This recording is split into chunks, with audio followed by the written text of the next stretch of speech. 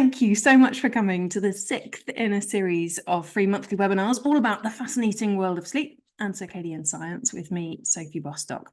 Now, tonight's session was inspired by the summer solstice, the day with more hours of daylight than any other day of the year in the Northern Hemisphere, which happened last Thursday. And I was fascinated to learn that in the Neolithic era, a few thousand years BC, sunlight was a pretty big deal. It would have provided warmth, it would have helped their crops to grow, but they probably recognised that it did a whole lot more than that. And if you've ever been to Stonehenge, you might well be aware that the way that the stones are lined up is that on the summer solstice, there are certain stones that frame the sunrise, and also on the winter solstice. And I genuinely cannot help feeling that with the Industrial Revolution, as electric light became ubiquitous, we've really started to take daylight for granted.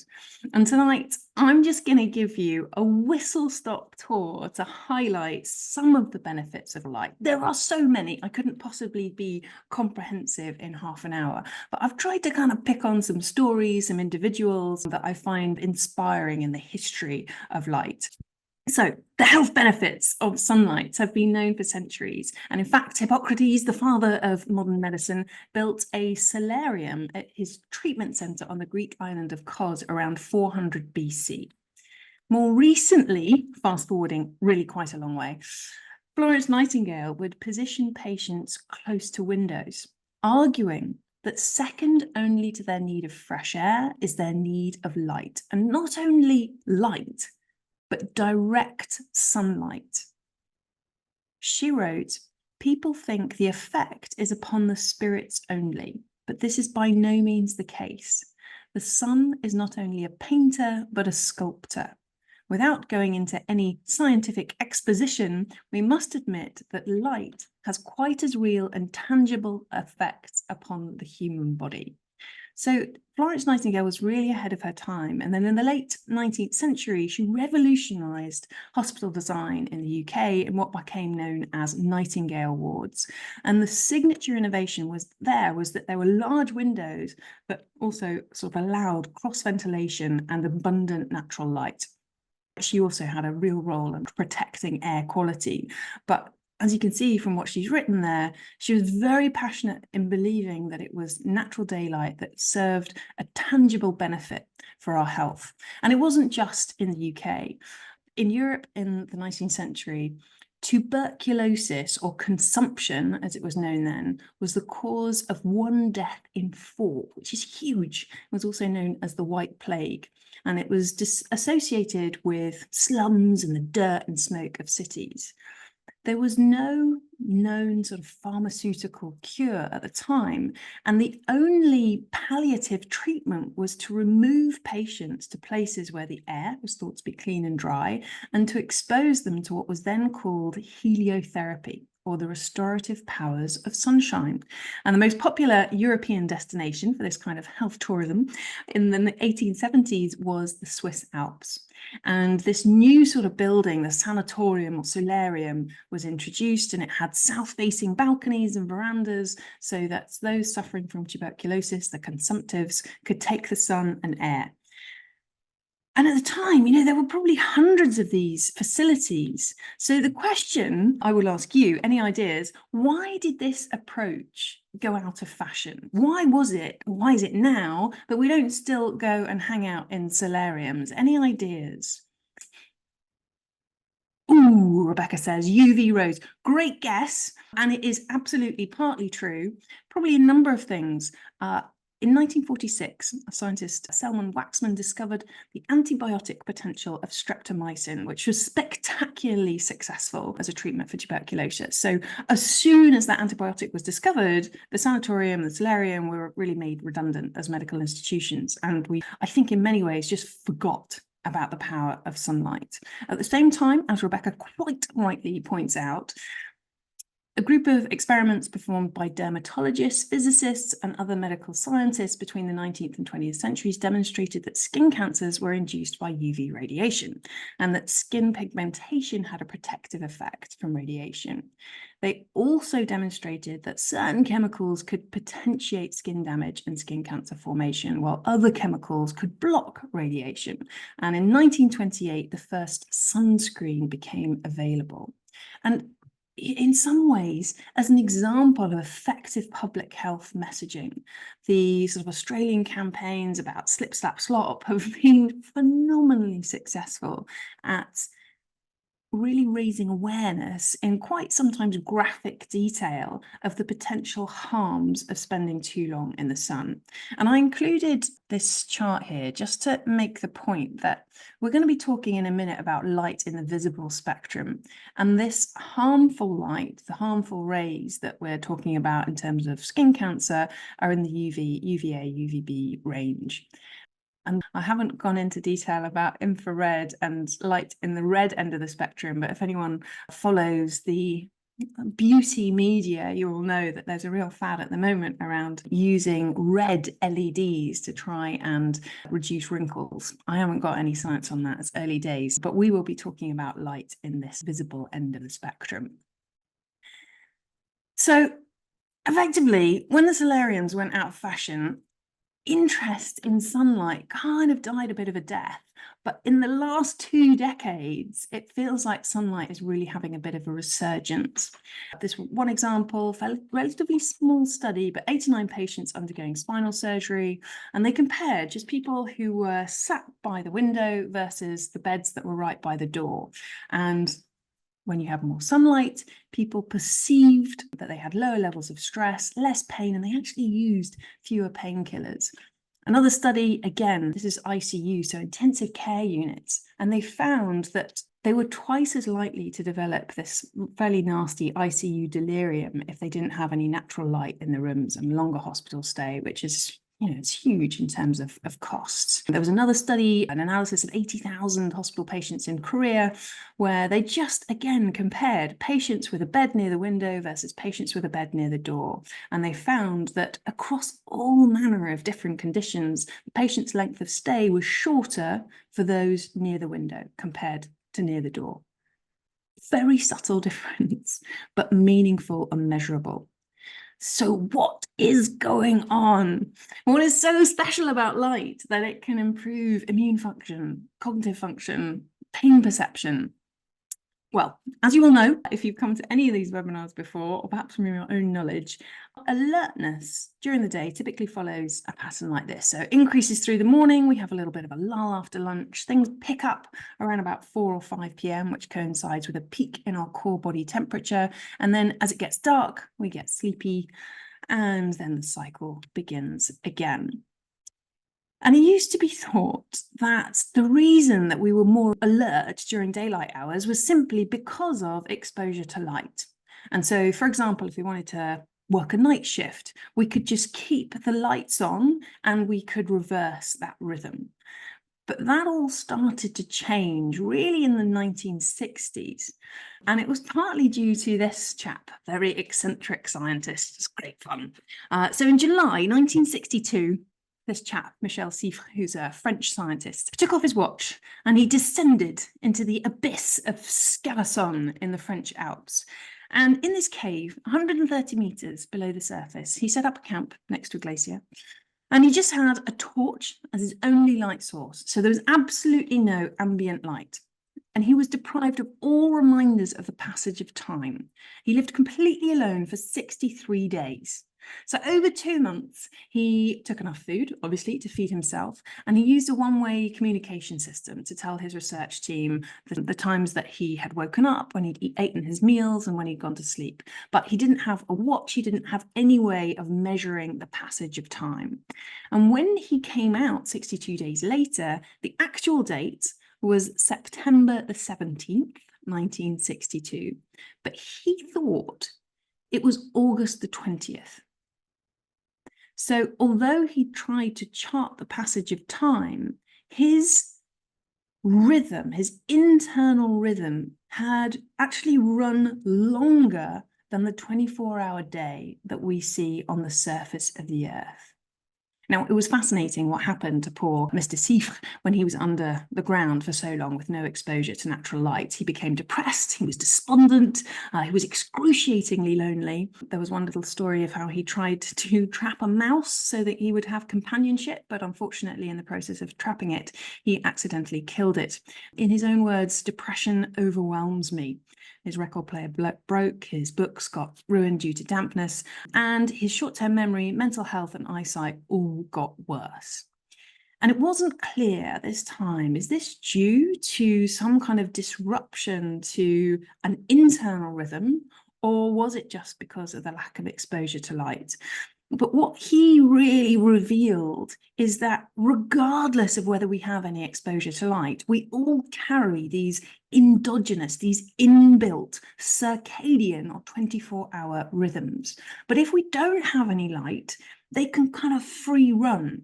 So they rely on signals from the outside world to make sure that all of our internal rhythms both work together in sync, like a kind of orchestra playing in tune, but also so that they're in sync with the light cycle of the sun. That seems to be the best thing in terms of optimal health and functioning. So just some examples of these circadian rhythms. We're designed to be more active, more sociable, to eat during daylight hours.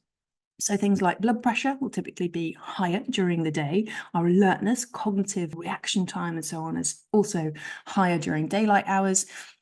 Cortisol, the stress hormone, is an interesting one. Cortisol is an energizing hormone. So when you have a regular rhythm and you wake up at the same time every day, there is a natural surge in cortisol that happens even before you wake up. It sort of causes waking, and then you get a massive peak in the first half hour after you've woken up. That's healthy, and it's the surge that you need to get the body going for the day. And then it's supposed to die off to all low levels late at night or as you fall asleep, which allows the hormone melatonin, which really signals, it's like the signpost to tell the rest of the brain and body that it's time to prepare for sleep. But if your cortisol levels are too high, then that will interfere with the actions of melatonin. When we're resting, of course, during sleep, we also produce growth hormone. This is the time we've been designed to go to work internally, repair damaged cells, remove toxins, and so on. So that is the way that we have been designed. And to keep this logistics function working well, we rely on these signals, these Zeitgebers or time givers, to keep all of these internal rhythms going. And you've guessed it, the most powerful of these is light. Light, which lands on receptors in the back of the eye, which we're going to look at in a little bit more detail in a moment. And then this allows the signal to pass to all the different internal clocks. Now, there are other ways that our bodies, our brains know what time it is. And we also use temperature, we use food, and we use movement. So when you eat late at night, it can really confuse the body. Your metabolism is not really ready for it. You metabolize less efficiently, but it can also delay sleep because the stomach is digesting and it's kind of sending a message to the brain that it's time to stay awake. So as far as possible, we want a reduction in body temperature. We want to avoid food in the last 2 to 3 hours before bed, and we don't want to do hugely vigorous physical activity, which is actually going to amp up our adrenaline or cortisol, increase core body temperature. But so long as you allow at least an hour after exercise, then probably it's not going to interfere too much with sleep. But let's go into a little bit more detail about these light receptors, because this is really where the science has emerged in the last 20 years. Certainly when I went to medical school a ridiculously long time ago, I was told that the eye is an organ of the visual system. It's what gives us sight. We were told that there are 2 different types of receptors in the back of the eye. We've got rods and cones, and they are responsible for the image-forming functions of the eye. But about 20 years ago, several laboratories actually discovered that there is another layer of cells called IPRGCs, or intrinsically photosensitive retinal ganglion cells, also called melanopsin-containing cells. And these are not involved in visual forming system, but they do play an incredibly important role in coordinating our circadian rhythms. And it turns out, as you can see from this diagram here, they are particularly sensitive to light, which is of the wavelengths between sort of 425 to around about 500 nanometers. And I'll show you a little chart, actually, I'll put that up now, where natural daylight is really rich in this light in the blue end of the visual spectrum, whereas artificial light is pretty weak when it comes to alerting our melanopsin containing retinal ganglion cells. And this is one of the reasons why when we spend all day inside, and this is a particular issue in hospitals, our eyes lose track of night and day. Hospitals are notoriously poor places for sleep. So those patients who are undergoing operations and who were placed far away from the natural light coming in through the windows, their circadian rhythms, their brains were unable to really differentiate between night and day, which meant that probably their circadian rhythms were going a bit skew. And it's not just patients, just normal everyday human beings can massively benefit from daylight. There's this lovely study. It was only observational, can't kind of prove anything, but it was huge. This is a UK biobank study which looked at 500,000 adults. And all they did is they measured how much daylight exposure people got on a typical day. And on average, it was 2.5 hours. But for every extra hour that people spent outdoors, they had significantly lower odds of depression. Antidepressant usage, as you can see, they had better sleep, they had more energy, they found it easier to get out of bed in the morning. And this was all independent of all kind of covariates, which we'd normally assume might influence those factors. So we know that daylight is rich in this blue wavelength light. But if anything, I think that's been a little bit over-egged in a lot of the science, because probably what's more important is the fact that sunlight is a very intense form of light. What I mean by that? Well, we measure light intensity in lux, and you can pick up from Amazon very cheaply, or any other retailer, a lux meter, which measures light intensity. And this is usually used by photographers because we know that we can't necessarily rely on our visual system, our eyes, to really detect changes in light intensity. So a lux meter is a lot more sensitive. And this one tells me that in my kitchen right now, where I've got the blinds drawn because it's so hot, I've got probably about 500 lux, which is, as we can see, recommended for reading. This is a pretty good level for an inside environment. A lot of offices are only about 200 or 300 lux. And if they are that low, then it can give people headaches, it can make it harder to concentrate. But when we step outside, we see this dramatic change. If I was to move over to my big windows and put the lux meter there, I'd find that I probably had about 2,000 to 5,000 lux. But I step outside and I get, even on a dull day, 10,000 lux. But today, with the sun shining, more like 100,000 lux. So probably light intensity is a heck of a lot more important than actually the wavelength of light. And that really kind of matters for alerting these melanopsin containing retinal ganglion cells. Just a little bit of evidence to back this up. This was an office study that, again, it wasn't an intervention study. They just compared people who worked in offices with windows or no windows. So the ones who had windows next to them got significantly more natural light exposure. They tended to be more active. They had more energy during the day. And on average, they got 46 minutes more sleep each night during the working week, which is fairly remarkable. Other intervention studies have found that by putting people next to the windows, it helps to improve their sleep quality and time. How are we doing for time? Right, 22 minutes. Okay, let me get moving a little bit more. So it is for healthy people. It's going to improve mood, it's going to improve focus, it's going to improve your sleep. But we also know that it can be a really effective effective treatment, bright light, for seasonal affective disorder, which is a type of seasonal depression that comes in every winter. And it's thought that this may be because people who suffer from SAD actually they have lower sensitivity to light, which means they need greater light intensities to coordinate their circadian rhythms. So come the winter time, when light intensity is lower and they go outside less, their brains are missing out on the regulatory stimulus of natural light. And so the most effective treatment so far is to use bright light therapy. It's using things like this. This is a sort of light therapy lamp. And if I put it on briefly, you can see it's just a very bright light. I think this one is 10,000 lux. And what you do is you just sit by it for half an hour every morning when you're having your breakfast at a regular time each day. And within a week, it can start to help regulate those circadian rhythms and have a positive impact on mood versus antidepressant drugs, which typically take at least 6 weeks. Just out of interest, has anybody tried bright light therapy? You might have joined this call because you're interested in that.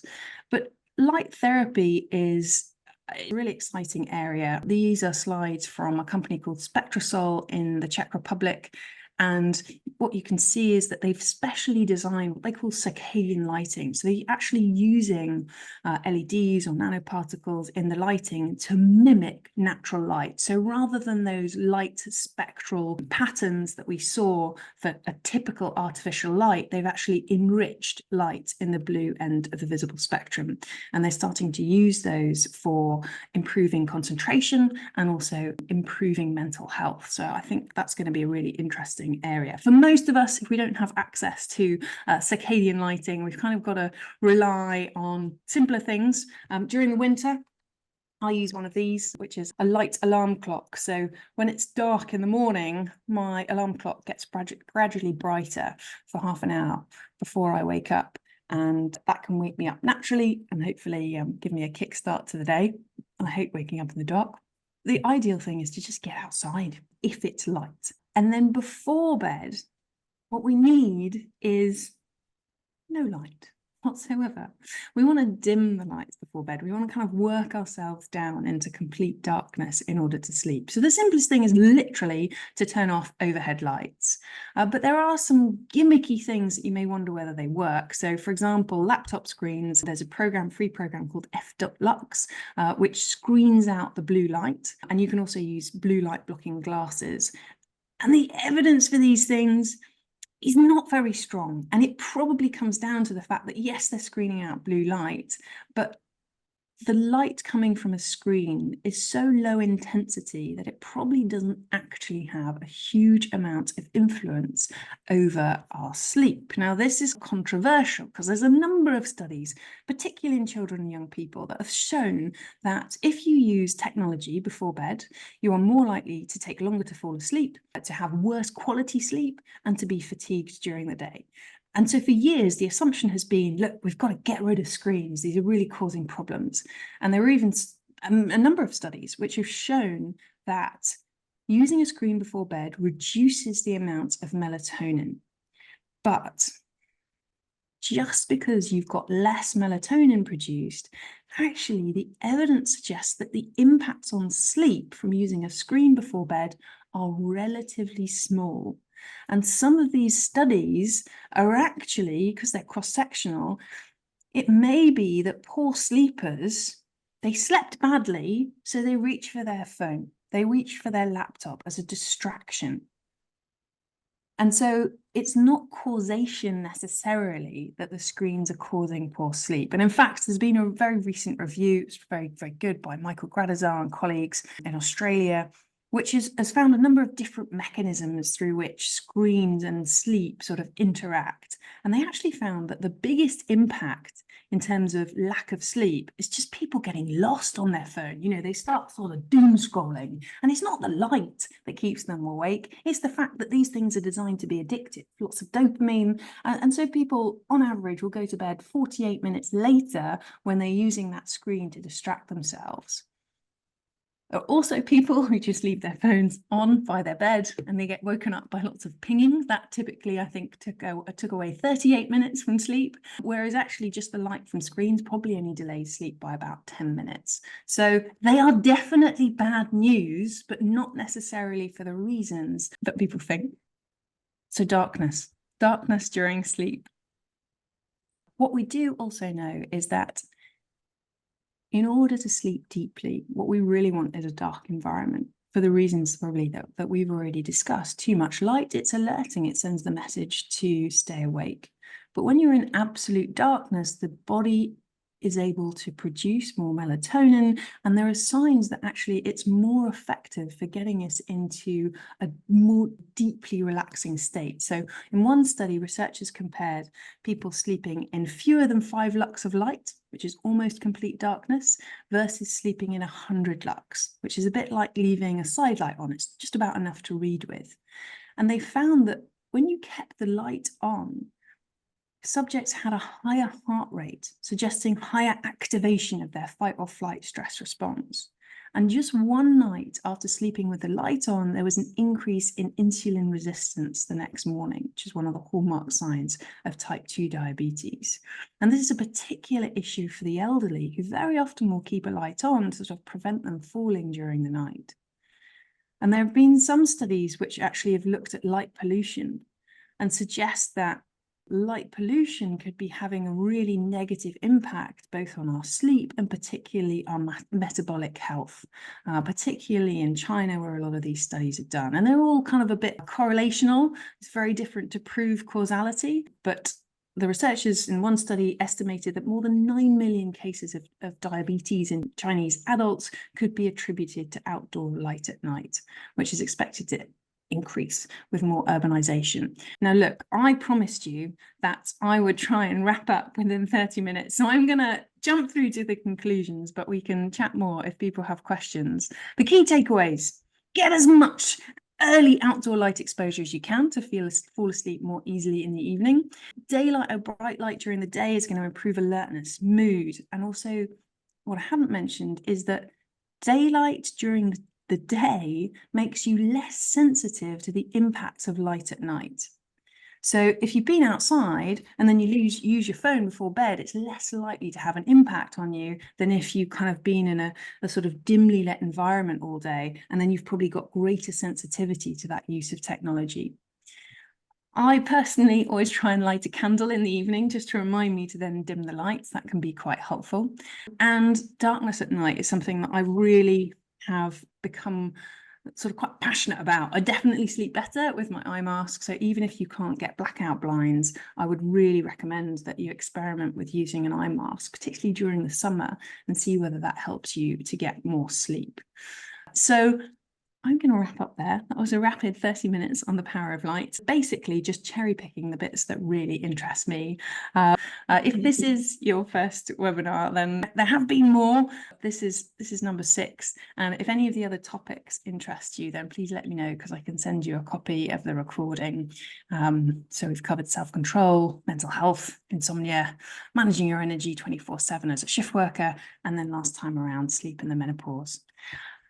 So Claire says, do sunglasses make a difference? Yes, they do. I am thinking particularly of shift workers. Now, I didn't have time to go into today sort of light sensitivity curve, but there are particular times, we talked about this in the shift work session, perhaps I'll just very briefly mention it now, but we're more sensitive to light in terms of the shift to our circadian rhythms at different times.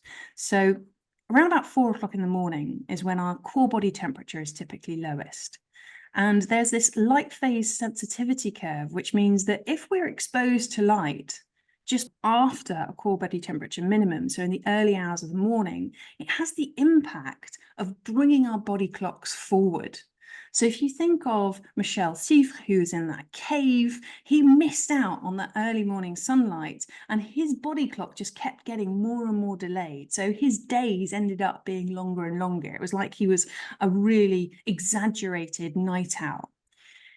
But actually, if you have exposure to light just before your core body temperature minimum in this time of day, so anything between about midnight to 3 a.m., then that's going to have a delaying impact, and it's going to make you more like a night owl.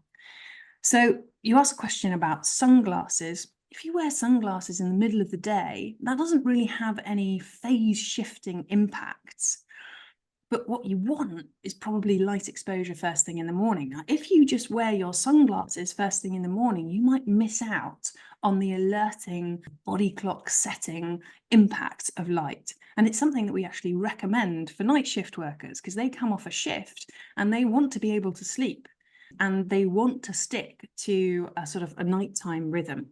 So that's a good time to wear sunglasses if you're a night shift worker. But if you're not working shifts, then I would probably avoid the sunglasses in the first hour or two of the day to help your body clocks coincide with natural light. I hope that makes sense.